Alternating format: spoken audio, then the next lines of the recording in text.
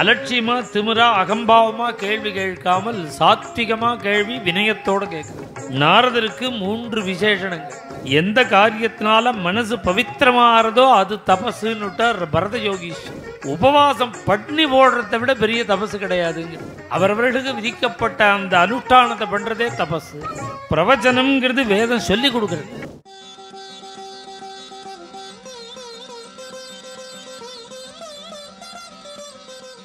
மூணு விசேஷங்கள்னால நாரத சுவாமியும், ஒரு விசேஷணத்தினால இந்த வால்மீகியும் முதல் ஸ்லோகத்திலேயே சொல்றதே வால்மீகி.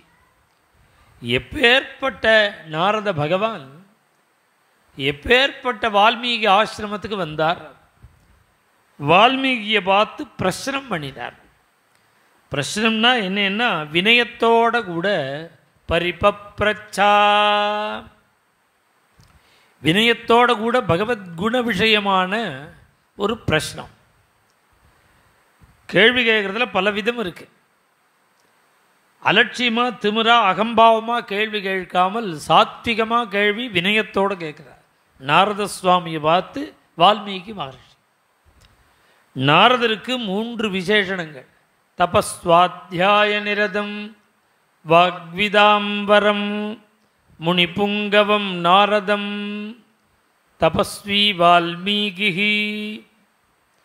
நாரதருக்கு 3 விசேஷனம். 3ல் என்ன ஆச்சரியம்னா தபஸ்வாத்தியாய நிரதம். இந்த ஸ்லோகத்துக்கு வியாக்கியானத்தை எடுத்து பார்த்தேன்னா 100கணக்கான அர்த்தங்கள் போட்டிருக்கா.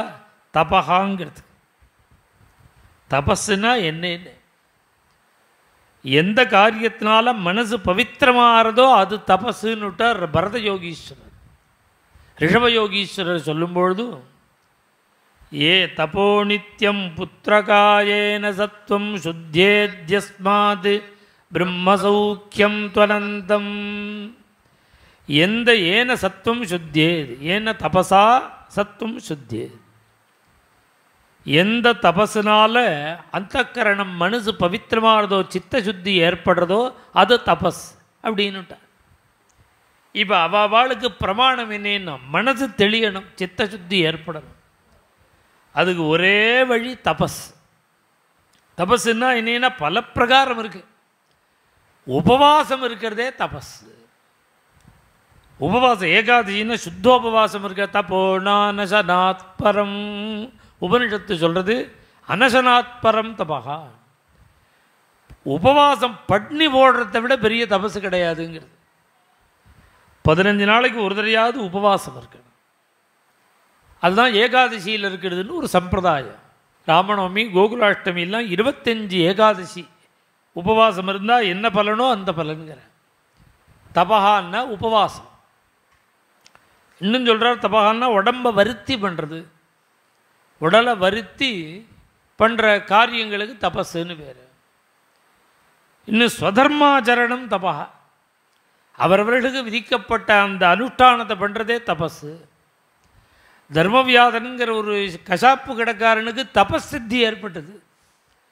எப்படி தபசித்தி ஏற்பட்டது? அவன் யாகம் பண்ணினானா, யஜ்யம் பண்ணினானா, பிராணாயாமம் பண்ணினானா, என்ன பண்ணினான்? பிரம்ம விசாரம் பண்ணினானா? கசாப்பு கடையில் மாம்சத்தை வெட்டி வித்துன்றிருந்தான். அவனுக்கு தபசித்தி.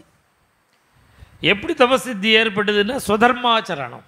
அவனுடைய ஸ்வதர்மத்தை அவன் பண்ணுறான், அதுவே தபஸ்.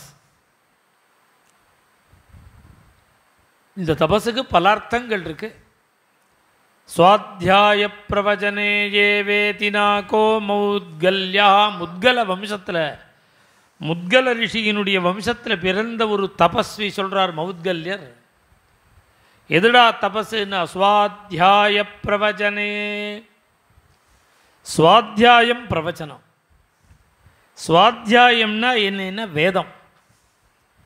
பிரவச்சனம் சுவாத்தியாயம்ங்கிறது வேதம் அத்தியனம் செய்யறது. பிரவச்சனம்ங்கிறது வேதம் சொல்லி கொடுக்கறது. சுவாத்தியாய பிரவச்சனாபியான்ன பிரமதிதவ்யம் உபனிஷத்து சொல்கிறது. சுவாத்தியாயத்திலேருந்து பிரவச்சனத்திலேருந்தும் ஒரு பொழுதும் நீ நழுவக்கூடாது, அதை விட்டுடக்கூடாது. மேலும் இது போன்ற சிறப்பான நிகழ்ச்சிகளை காண இப்போவே லைக் பண்ணுங்க, ஷேர் பண்ணுங்க, மறக்காம சப்ஸ்கிரைப் பண்ணுங்க.